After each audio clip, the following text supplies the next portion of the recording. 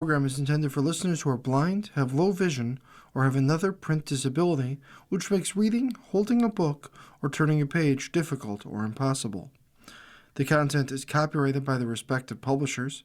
For more information, please visit us on the web at nfradioreading.org. Hello, this is Will Evans, and for the next hour, I'll be reading from the latest issues of the Batavia Daily News on the Niagara Frontier radio reading service. Leading off, we'll have an article from Warsaw. Wyoming County Chamber releases visitor guide. Hot air balloon photo highlights annual publication. A trio of hot air balloons over the Middle Falls at Letchworth State Park graces the 2026 Wyoming County Visitor Guide cover. This year's guide was announced Wednesday by the Wyoming County Chamber of Commerce and Tourism. The photo was taken by area resident Sarah McGinnis. The 2026 Visitor Guide continues to build on Wyoming County's Explore Letchworth and Beyond tourism brand, Chamber officials said in a news release. The new branding identity was launched last May. Designed to be visually engaging and informative, the guide provides valuable travel and hospitality information for visitors and residents alike, officials said. It's fully integrated with the Wyoming County Tourism website, exploreletchworth.com. The latter features an interactive, mobile-friendly platform with expanded Letchworth State Park information, travel itineraries and trails, an events calendar, maps, and partner listings. We are extremely excited to share the 2026 Visitor Guide, said Eric Seuss, Director of Tourism and Marketing. This comprehensive marketing piece truly represents what the Explore Letchworth and Beyond brand is all about. It showcases why Wyoming County is a national and international tourism destination while highlighting our tourism businesses and attractions, including Letchworth State Park, which welcomes more than 1 million visitors each year, he continued. The guide tells Wyoming County's unique story while inspiring visitors to explore, experience, and create unforgettable memories. Chairman Norb Fust of the Wyoming County Chamber and Tourism Board thanked everybody involved for their hard work and vision. We also thank our advertisers and tourism partners, Sarah McGinnis, for sharing her artistic talent on the cover, and everyone who contributed time and creativity to tell Wyoming County's story, he said. About 70,000 copies of the 2026 Visitor Guide have been printed for distribution. Guides will be available at trade and travel shows and stocked at information centers and rest stops throughout New York State, the northeastern United States, and southeastern Canada. Copies will also be available at Letchworth State Park, area attractions, government offices, restaurants, and retail locations statewide. Visitor guides may be picked up at the Chamber office in the Wyoming County Ag and Business Center on 36 Center Street in Warsaw. Area residents are encouraged to call, email, or stop by the Chamber office to grab a copy. Guides can also be mailed free to interested parties nationally to learn more about Wyoming County. Area businesses interested in carrying visitor guides at their location may contact the Chamber at 585-786-0307. That's 585-786-0307. Or tourism@gowyco.com. That's tourism@gowyco.com.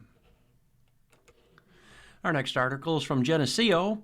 They're having a ball. A cappella group to perform Friday in Geneseo.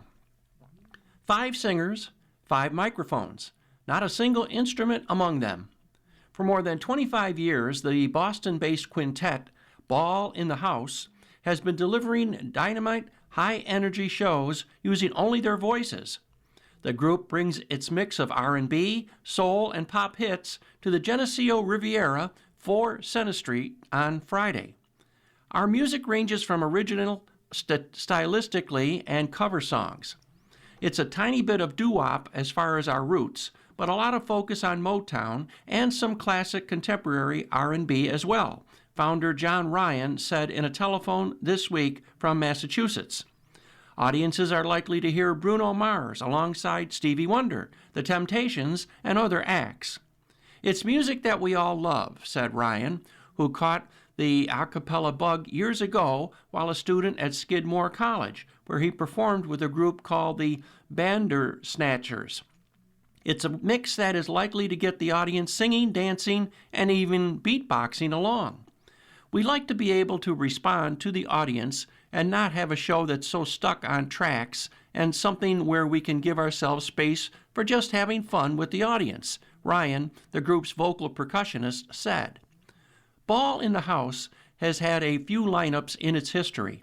The current lineup includes longtime member Wallace Thomas, a high tenor who was with the group a decade ago when it performed an educational show for students and community members at St. Agnes Church in Avon.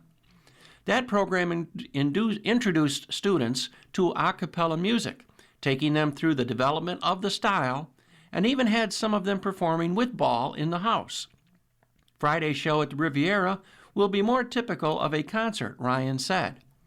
No talking, because we'll tell some stories and we'll do a lot of interacting with the audience, but it'll be a lot more songs, like you'd expect at a concert, he said. In our educational performances, we do music, but we're almost always using it in some deliberate fashion to teach something, demonstrate something, things like that. Some of the early interaction will be to break down the roles of the other Ball in the House members, who include Dylan Melville, bass, Oscar Hall, baritone, and Tyler Norden, tenor.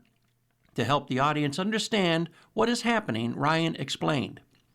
Because a cappella can be, at least this contemporary a cappella, with the beatbox and the bass and everything, can be a little new to some people who might think that there's cracks or other things going on, he said.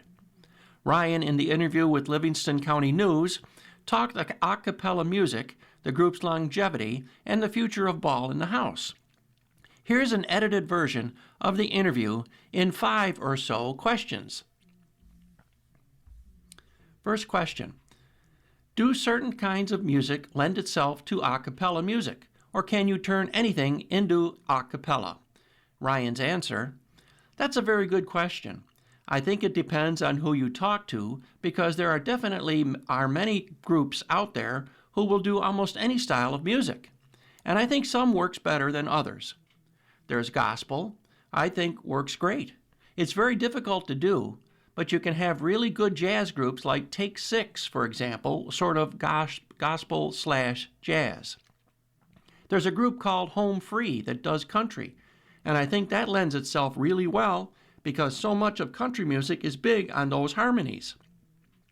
And also for us, R&B, I feel works really well because essentially you're just very, very vocal-based or vocal-focused style of music with lots of harmonies as well as focus on the rhythm section. Rock music, I don't think works very well a cappella because the voices, I think, just don't really sound that great doing it. So it's, I guess, in a way, almost anything can, but I think there is some pop music that, depending on how people arrange it, that try to sound exactly like the original, and they're trying to imitate all these different things and trying to sound like instruments. I think that's when a cappella doesn't work as well. I think when people are using a cappella to focus on the voices and the harmony and be creative in their arrangements in a way that really highlights that, I think it can work really well. So, yeah, those are my relatively strong opinions about what works and what doesn't. Next question, what appeals to you about performing in a cappella? The answer, definitely the harmonies is the biggest thing. As an audience member, when I'm listening to a cappella, that's what I am really into. When we're performing it, I like that there's this camaraderie to it, where you have to very much rely on the other people in the band, working as a team, listening very carefully, and tuning that stuff. Because if one person's having a bad day, one person's mind on something else, It can really affect everybody. Internally for us, there's definitely a closeness to us as, as friends, to be able to trust each other, talk about the performance, and when we're on stage. So that's something on the other side that I enjoy about it. Next question, did you start with a cappella or did you begin somewhere else and find yourself drawn to the style? Ryan's answer, Ball in the House from the start was an a cappella group. This was kind of born out of experiences that I had in singing a cappella in college.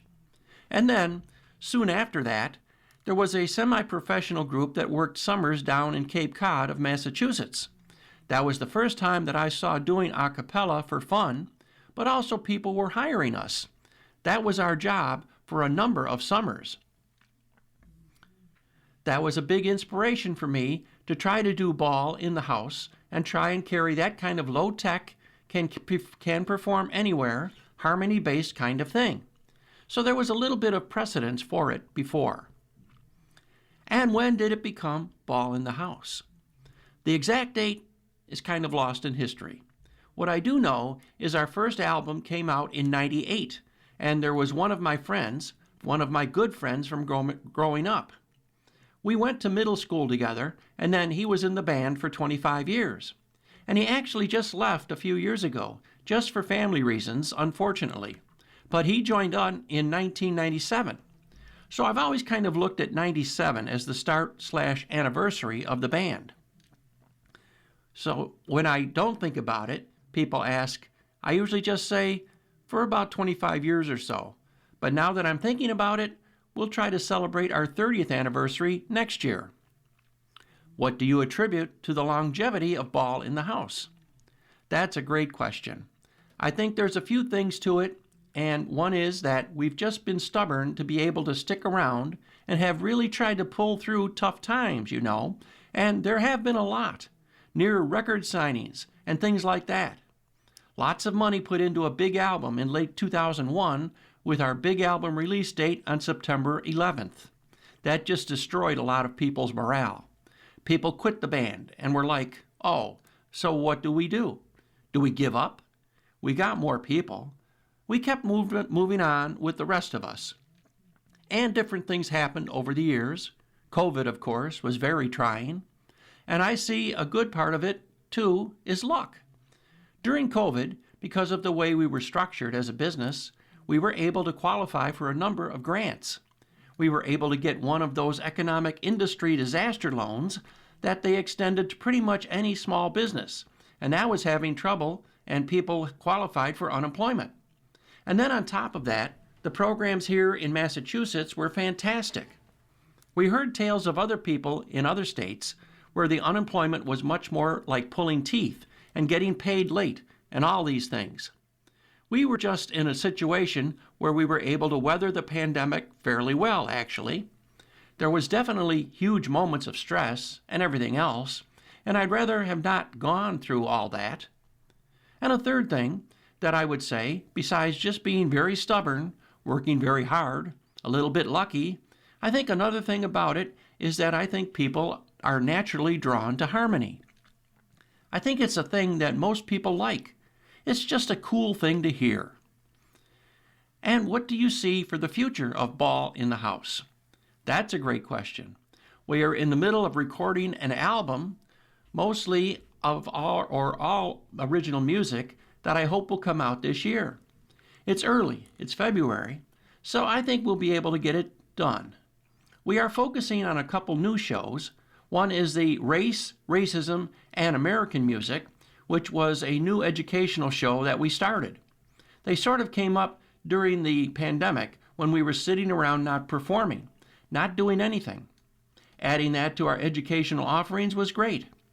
But then people started seeing it and asking. It went from being in schools and then into colleges. And then people were seeing it at colleges and asking to present it at theaters. So it's been really interesting how that show has kind of evolved. It's still a theater show, like what we're going to do at SUNY Brockport on February 13th is going to be still very educational, almost like a musical lecture or like one of those TED Talks, where it's much more than just talking. where there's a lot of demonstrations and actual performance combined with it. We're in the middle right now of working on a new theater program called R&B Royalty. We're kind of starting in because we do have a lot of music from before the 80s with the Motown stuff and a lot of that, 70s funk and disco. We started in the 80s and then going up to present day and doing, music from huge R&B stars. And once that's done, we've been brainstorming but haven't decided yet on another educational performance. We're hoping that we'd hit something that could potentially be a show that we do in schools and in theaters, or maybe have a different variation where one can supplement. We're touring a little bit further and further out, while at the same time doing a big focus here locally and in the greater Boston area in Massachusetts to try to expand our base here. Because before we were touring so much outside of Boston, we stopped performing locally and stopped being able to draw locally in our hometown, which was terrible. And, like you said, we've been around for 25 years, so we hope to be around for longer, and just whenever somebody retires, we'll try and plug it in with somebody who is talented and knows what they're doing, and try and kind of give them our philosophy on music and performing and what makes us us. You are listening to a reading of articles and features from the Batavia Daily News on the Niagara Frontier radio reading service. Our next article has the headline, How to Get Kids More Engaged in Their Dental Health. Dental health should be a priority at any age and is especially important for children. The Centers for Disease Control and Prevention says more than half of children between the ages of 6 and 8 have had a cavity in at least one of their primary teeth. Also, more than half of adolescents aged 12 to 19 have had a cavity in at least one permanent tooth. Cavities and other oral health conditions, such as periodontal diseases, are largely preventable with proper oral hygiene. Parents know that getting children, especially young ones, to care for their teeth in the correct manner may require some help and then reinforcement throughout the developmental years. However, there are ways to make dental care a more engaging activity for youngsters. Use plaque disclosing tablets. Show children just where they may need to direct more brushing effort with plaque disclosing tablets. These tablets use food-grade coloring in them, which sticks to areas with plaque accumulation. After chewing the tablets and the child smiles, he or she will see the spots where efforts need to be ramped up. This can be a fun lesson as children will likely enjoy seeing their teeth covered in the tablet color. Flavored toothpastes and mouthwashes. Mint reigns supreme in oral health products as the dominant flavor, but not all children are enamored with that flavor. Most oral care products geared toward the younger set come in different flavors like bubblegum and berry. Kids can take active roles in their oral health by choosing the flavored products they prefer to use. Electronic toothbrushes. Children may enjoy using electronic toothbrushes because they are easy to maneuver and can even seem like a toy. According to the Cleveland Clinic, electric toothbrushes generally are considered more effective at removing plaque and keeping teeth clean. That benefits kids and adults because it potentially means fewer painful visits with the dentist. Make it a competition. Children love games and healthy competition between peers and siblings. Offer a prize, not sugary of course, to children who brush and floss daily for the required times. Extra points can be awarded for every dental wellness check that comes back with a glowing report. Make smart food choices. Engage children in lessons and choices about which foods are good for oral health and which may be poor. Sticky foods, or those with a lot of sugary content, should only be occasional treats. The entire family can work together to plan meals around foods that are good for the teeth and gums, such as crunchy veggies, leafy greens, high-calcium dairy products, and fatty fish. And finally, practice on pets. Pets need clean teeth too. Children may enjoy not only brushing their own teeth, but learning how to keep their companion animals' mouths healthy with brushing and care. Various strategies can increase the chances that kids engage with oral hygiene practices early on. And here's a companion piece to the article we just read, a childhood dental timeline. Dental visits typically are biannual events to maintain oral health. The Centers for Disease Control and Prevention recommend a dental visit for everyone at least once a year, but some people may need to go to the dentist more frequently. Dentists do more than offer a polishing and pat on the back each visit. Brushing and flossing can remove a lot of bacterial film and plaque on teeth, but not all of it. Dental visits help remove it more thoroughly. Dental visits also give dentists a chance to spot signs of dental and oral health problems. Offers Penn Dental Medicine. Dentists look for signs indicative of oral cancer and other cancers. Dentists can also offer guidance about generalized oral care. The importance of visiting the dentist cannot be overstated, and dental checkups are something that both children and adults should participate in regularly. Parents may wonder when they should begin to focus on oral hygiene for their children. This timeline can help guide the process. Before teeth erupt. Children are not born with teeth, but keeping their mouths clean is still important. From birth to the arrival of the first tooth, experts recommend gently wiping your baby's gums, tongue, and inner cheeks with a damp washcloth or gauze after feeding to remove bacteria and prevent plaque formation. This helps a baby grow accustomed to the sensation of oral care. The first tooth arrives. The Better Health Channel says the first tooth usually appears around 6 months of age. When this occurs, you should brush the tooth with a soft children's toothbrush and water twice a day. Speak with a pediatrician before using fluoride toothpaste at this time, as there are conflicting recommendations. As more teeth erupt, use a pea-sized amount of fluoride toothpaste and help toddlers and preschoolers learn to brush their own teeth. The American Dental Association says parents should supervise the brushing process until children are around age 7 or 8, when they'll have the dexterity and skill to handle the task alone. Visiting the dentist. Stanford Children's Health advises parents to bring their child to the dentist for a first dental visit by 12 months of age, or within 6 months of the first tooth erupting.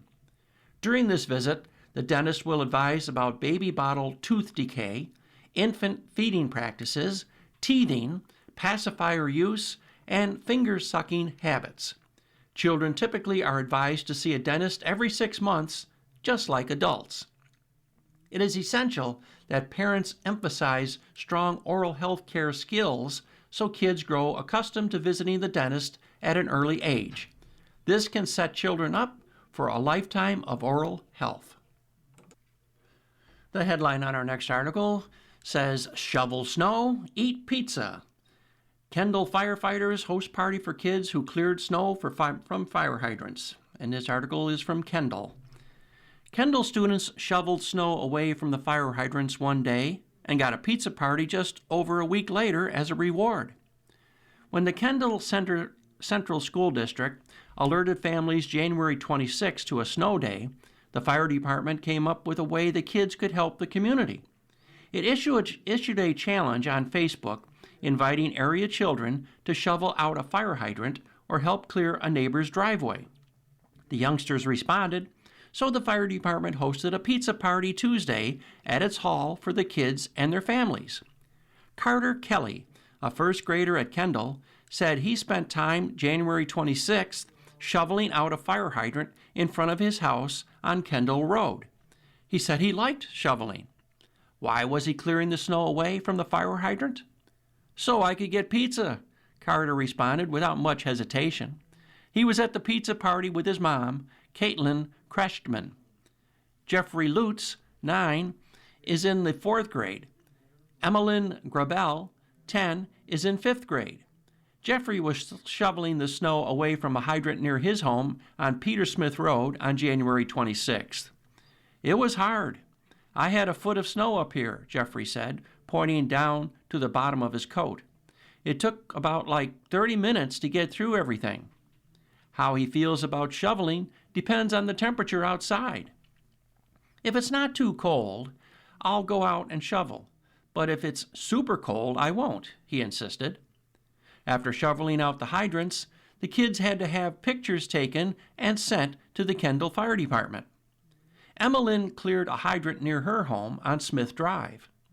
It tired me out a little bit, she said.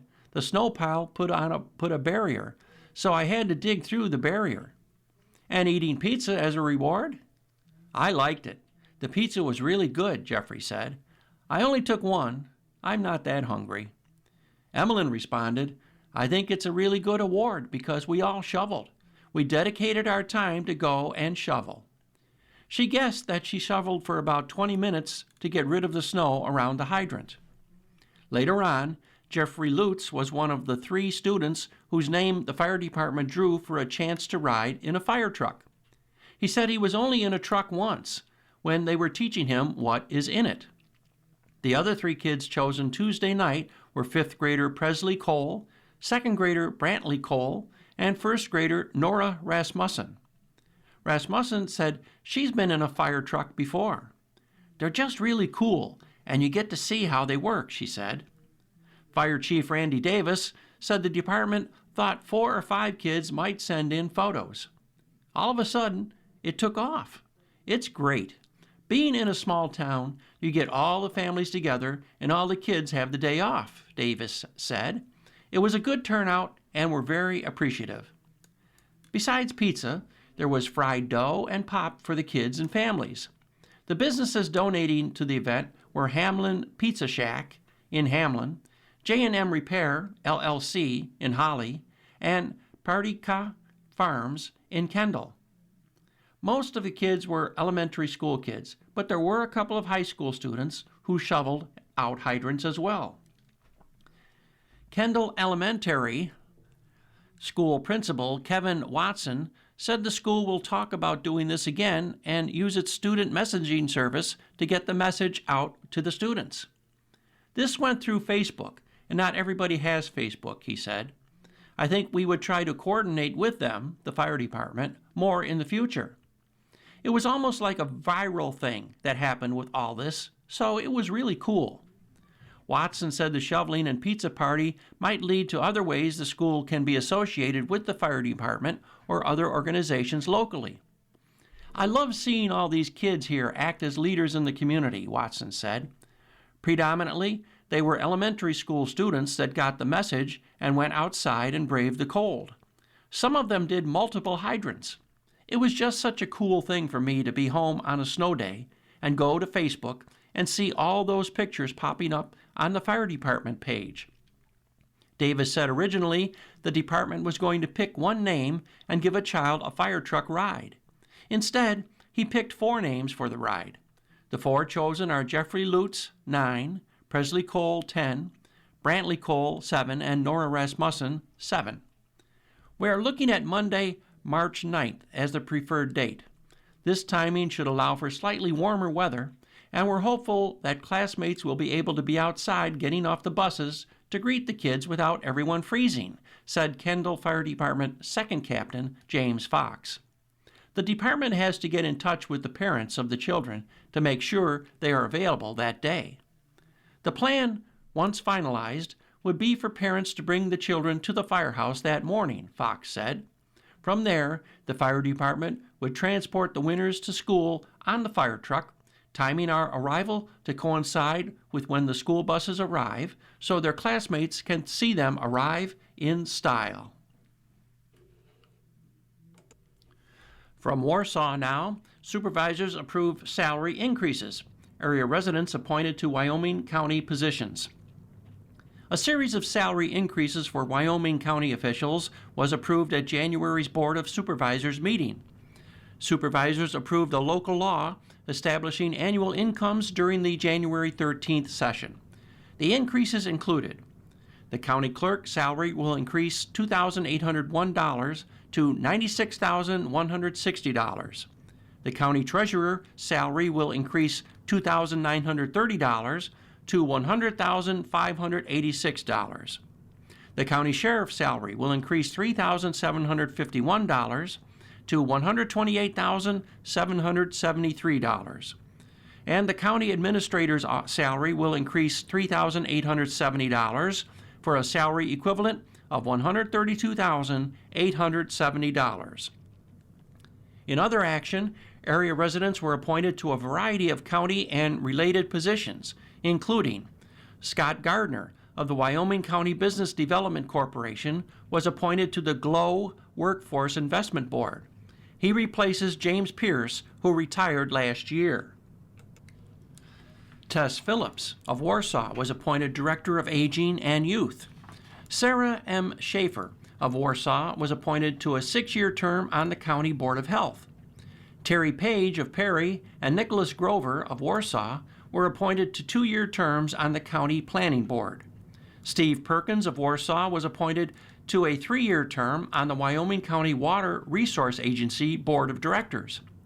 Robert Ritz of Silver Lake was appointed to fill an unexpired term with the Wyoming County Water Resource Agency Board of Directors. His term will end December 31st.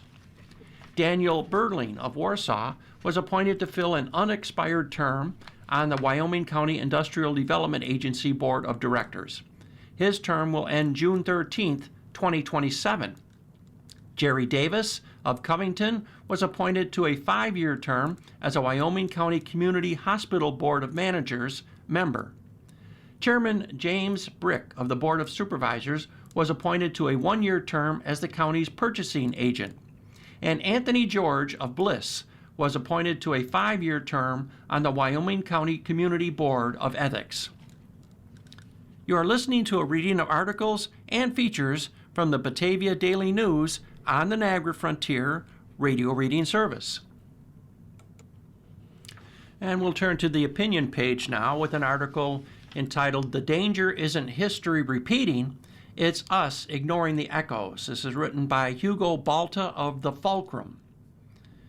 The instinct to look away is one of the most enduring patterns in democratic backsliding. History rarely announces itself with a single rupture. It accumulates through a series of choices, some deliberate, many passive, that allow state power to harden against the people it is meant to serve. As federal immigration enforcement escalates across American cities today, historians are warning that the public reactions we are witnessing bear uncomfortable similarities to the way many Germans responded to Adolf Hitler's early rise in the 1930s. The comparison is not about equating leaders or eras. It is about recognizing how societies normalize state violence when it is directed at those deemed other. In Germany, the pattern is well documented. Hitler's ascent was not inevitable. It was enabled by political elites who believed they could contain him, and by a public conditioned to overlook the early targeting of Jews and other minorities. Historian Timothy Ryback, who has written extensively about Hitler's early political development, told the Jewish Telegraphic Agency that Hitler's rise was facilitated by rivals and allies who underestimated him or thought they could tame him once in power. Ryback is explicit that Trump is not Hitler by any means, but he adds that there are modalities that are very similar, particularly in how institutions and the public respond to escalating abuses. The U.S. Holocaust Memorial Museum notes that Hitler's worldview took shape in an environment where anti-Semitism and ethnic nationalism flourished, creating a social climate in which discriminatory policies could be introduced with little resistance. Facing History and Ourselves, an organization that studies the period, puts it more bluntly. Choices made by individuals and groups contributed to the rise of the Nazi Party, including the choice to ignore or excuse early acts of state violence. The United States is not Weimar Germany, but the dynamics of public response deserve scrutiny. Nationwide, residents have documented aggressive ICE operations that include warrantless home entries, detentions of U.S. citizens, chemical agents deployed near schools, and masked federal agents questioning people in parking lots and outside gas stations. Local officials have raised alarms about the scale of the federal presence and the absence of oversight. Amnesty International USA recently warned of rising authoritarian practices and erosion of human rights in the United States, with Executive Director Paul O'Brien stating, "We are witnessing a dangerous trajectory under President Trump that has already led to a human rights emergency." DHS maintains that operations target the worst criminals, yet federal data shows that 73% of people detained nationally have no criminal convictions and only 5% have violent convictions. The gap between rhetoric and reality is widening, and the public response is following a familiar pattern. Some protest, many look away, and others rationalize the abuses as necessary for security. What historians find most striking is not the presence of state power. That exists in every nation, but the willingness of ordinary people to normalize its excesses. In early 1930s Germany, many citizens viewed the targeting of Jews as a distant issue, something that affected others. Today, civil rights groups report a similar distancing in the United States, where many Americans see ICE actions as justified or irrelevant to their own lives, even when U.S. citizens are detained or when local governments warn of legal violations. Political incentives reinforce this passivity. During the Weimar Republic's collapse, parties across the spectrum tolerated Hitler for short-term gain. In the U.S., some lawmakers have expressed concern about ICE operations, but stopped short of challenging the administration directly, citing political risk. Historians caution that democratic erosion rarely begins with dramatic gestures. It begins with the public learning to tolerate the intolerable. Frank McDonough, a leading historian of Nazi Germany, has said that dictators often rise because people didn't take them seriously enough. Ryback echoes this point, noting that there are lessons learned and ignored from Hitler's rise to power. The lesson is not that history repeats itself in identical form. It is that democracies falter when citizens and institutions decide that the suffering of targeted groups is an acceptable cost of political order. The question facing the United States today is not whether it is 1933. It is whether we recognize the warning signs that historians have spent decades documenting.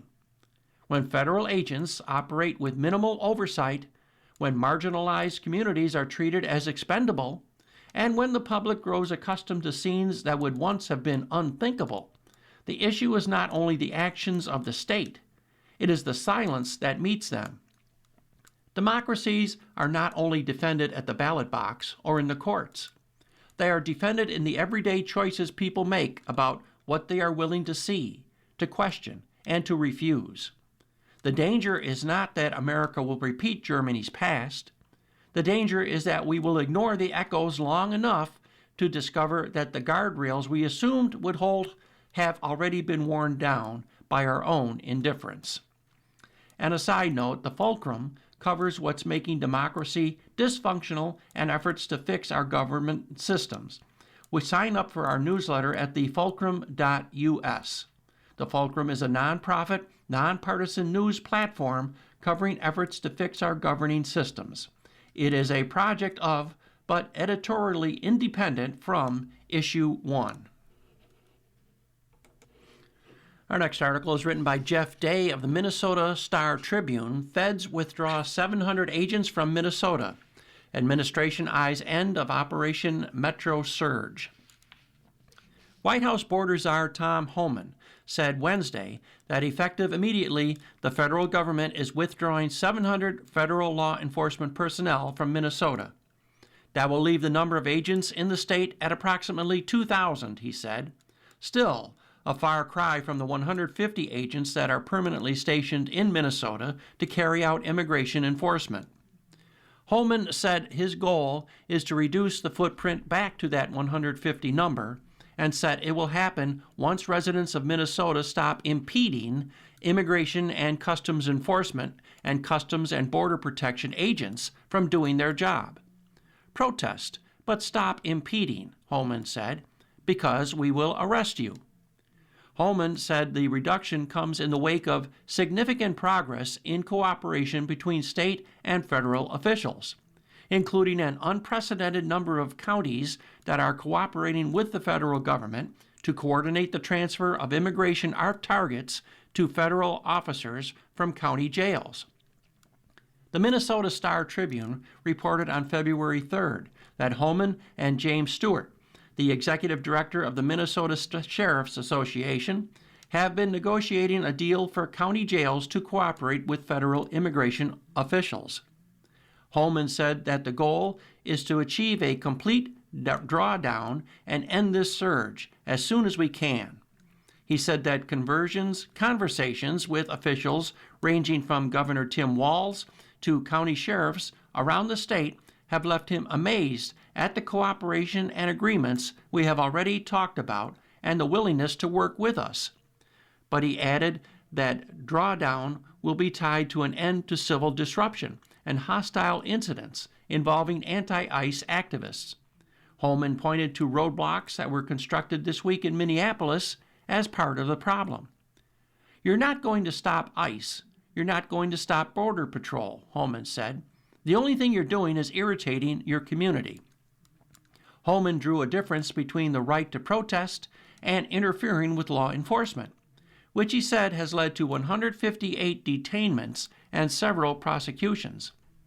Holman said that the target list of illegal immigrants is also falling, and said that, along with greater cooperation in the county jails, led to the initial reduction of agents, and additional cooperation will lead to further reductions. We want to get back to the normal operational footprint, Holman said.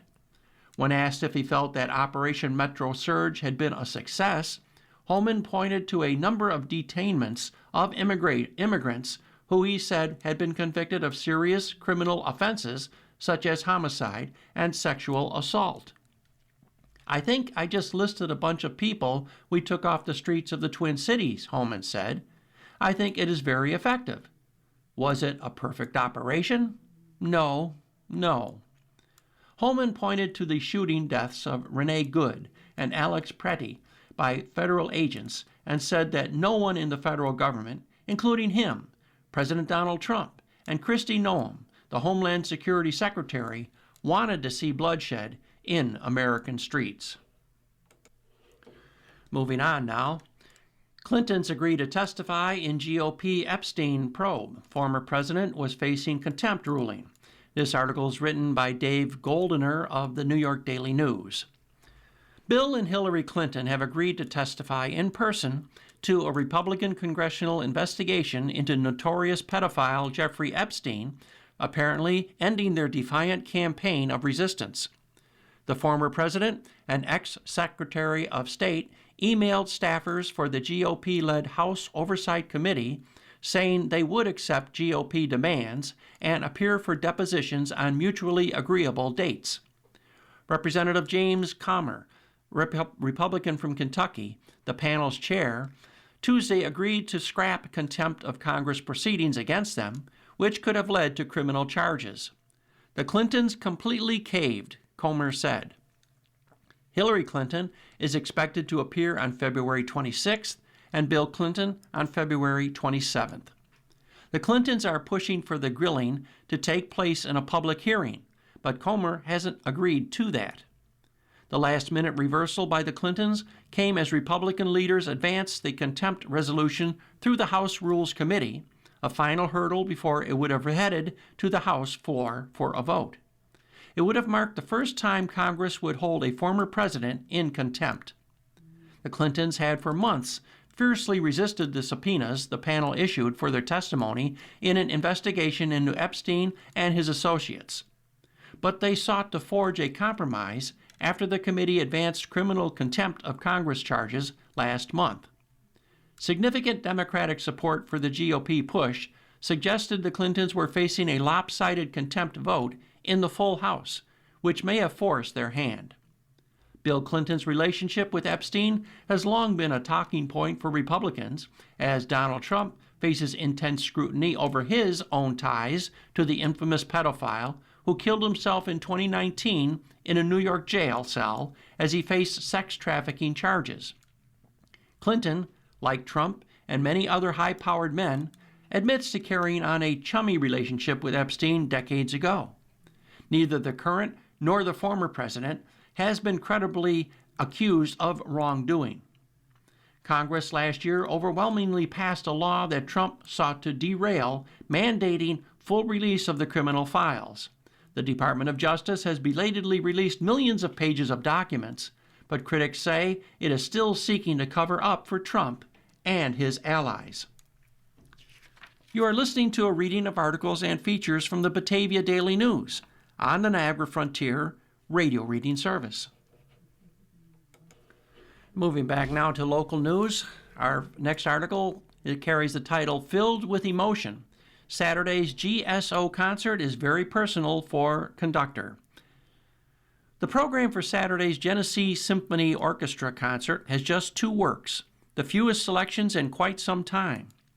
But for GSO conductor S. Shade Zajac, the concert is, in his words, gigantic.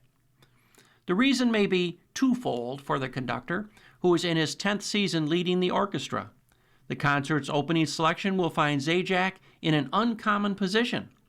Instead of being out front leading the orchestra, he will find himself seated among the musicians and in the spotlight performing Dvorak's Concerto for Cello and Orchestra in B minor. Leading the orchestra, Nancy Peterson Strehlau, who is not only the concert's guest conductor, but Zajac's conducting mentor while he was a student at Nazareth University. Zajac was almost breathless as he talked about the upcoming performance in an interview with the Daily News last fall. It's a really incredible and special thing to be able to work alongside someone you look up to and is now a dear, dear friend, he said. It will be wonderful to make music with Nancy again. Strehlau, who recently retired from Nazareth University, was the conductor the last time Zajac played a cello concerto and when he won a concerto competition at Nazareth and performed a solo with the university orchestra. The Dvorak piece, said Zajac, is one of his all-time favorite pieces. I've had the music as long as I can remember, but had not undertaken it as a performance, Zajac said. As planning was underway for the orchestra's 79th concert season, which in many ways has been a season-long celebration of Zajac's decade with the GSO, he and Strehlau talked about a collaboration. Zajac knew he wanted to incorporate his playing somehow and tossed around several ideas before finally settling on Dvorak. So when Strehlau agreed to guest conduct the GSO this season, the 2 artists thought it would be interesting and a little different if Zajac showed regular GSO concertgoers a side of him that they may not be familiar with. She is always on the other end of an email or phone call should I need anything. It is no exaggeration to say that I would not have taken on this project if Nancy was not able to conduct it. There is no one else I would have wanted, and I am grateful for her, said Zajac, who describes Strehlau as a dear friend. Strehlau said she considers Zajac a colleague and not a former student. My former students ultimately become my colleagues, Strehlau said in an email interview with the Daily News. He is also very much like a son to me. We have spent endless hours talking through the creation of music and recreating the music from the podium. Zajac acknowledges the upcoming concert is daunting despite the program's limited selections. Dvorak's piece is one of the hardest in the cellist's repertoire, he said. Strehlau described the concerto as one of the big romantic concertos demanding clean technique and musicality. The folk-inspired melodies are relatable to today's audiences in that they are simple, offering beautiful lines and dynamic rhythms that pull us forward in each of the movements, she said. I think the audience will be mesmerized by Shade's approach to the music and the sorority that resonates from his cello. As the conductor, Strehlau said her role is to allow Zajac to interpret the concerto the way he wants, with the orchestra supporting him. Shade is an excellent musician, and with that he brings much emotion to the moments he creates with the orchestra and as a cellist. A good performer and conductor create moments in the music where the audience is drawn into the music, whether it be powerful, dynamic peaks in the music or the most intimate phrasing, she said. He knows how and where to make the music breathe, and in my mind, that is what we are always going for. Shade is passionate in just about everything, and he brings that enthusiasm and humanism to his music making. The concert's second piece is Tchaikovsky's Symphony No. 6 in B minor, also known as the Pathetique Symphony. Zajac will return to the podium to conduct the GSO for this selection, which he said is another favorite of his. It's a really special work with a lot of mystique, he said. Tchaikovsky died about a week after the symphony's premiere, and that's where a lot of the mystique follows, Zajac said. It's one of his most profound, intense works, the conductor said. It does not end loud and triumphantly, but quietly and lugubriously. Zajac said he has long wanted to do Symphony No. 6. He has never conducted the piece in concert before. He was preparing to do so with another orchestra, and after the second rehearsal, the world shut down for the COVID-19 pandemic. It's really personal, he said. It's intense. Zajac said the piece is filled with unforgettable tunes and passionate moments that will both excite and bring tears to the audience's eyes. Saturday's concert is the third of 4 in the GSO season.